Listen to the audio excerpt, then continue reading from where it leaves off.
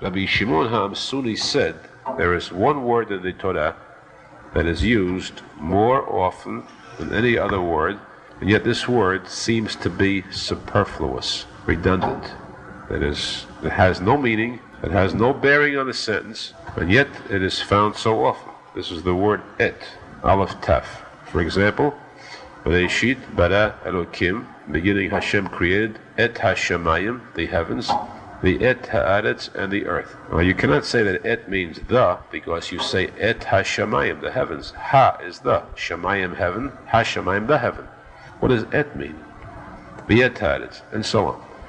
Now, what is this word that has no meaning, doesn't change a sentence, has no effect on a sentence, yet, despite this, it is found so often?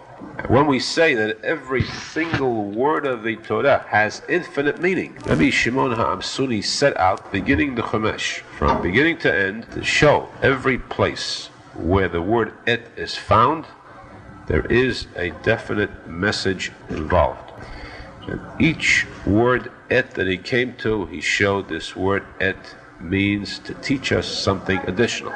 Just as, for example, in the first sentence, Bereshit, in the beginning, bara Elokim, Hashem created et hashamayim. Shamayim means the heavens. The heavens, right. Et means to add, to teach us that in addition to the heaven, everything, beginning to end, that was found in the heavens was created at the same time. In the beginning, the very first moment, everything in the heavens, on the earth, were created simultaneously. Hashem made them serve their purpose during the 6 days of creation. So this word et, just as in that first sentence, Rabbi Shimon HaAmsuni went on methodically, carefully, every word et he came to, he interpreted and showed the deep meaning involved. The word et consists of 2 letters. First letter of the alphabet and the last letter, aleph and taf, which means that this is all-inclusive, beginning to end. Everything possible is found, is added in this one word et. So the Gemara says that he continued on. Every time he came to the word et, he would add a lesson until he came to one pasuk and he stopped short. He came to the pasuk which says, et Hashem Elokecha Tirah. You should fear Hashem. So he stopped. He said, this is the limit. Here I give up. He goes, every place you add something of equal quality or more. How can you add something that is equal to Hashem? Chas v'shalom, more. So he said, here I must give up. I maintained always that the word et adds something. Now I must give up. So the student said to him, Rabbi, but what's going to happen to all the et that you said until now? What will happen to them? If you're going to stop now, people will say you were wrong before too. All your ets are worthless. He said, if people will say that, they're welcome to it.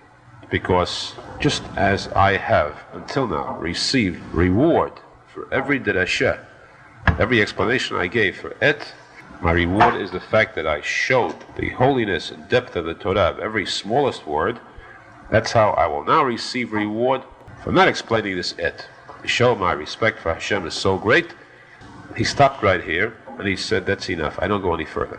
Later, Rabbi Akiva came, and he said, I will explain this et. Fear Hashem? What can you add that is equal, that requires as much fear? A Talmid Chacham. A Chacham, a rabbi, is supposed to be accorded the same fear and respect as you have for Hashem. And this is what the halacha is. Torah says that the same fear that a person has for Hashem, he must have for a Chacham.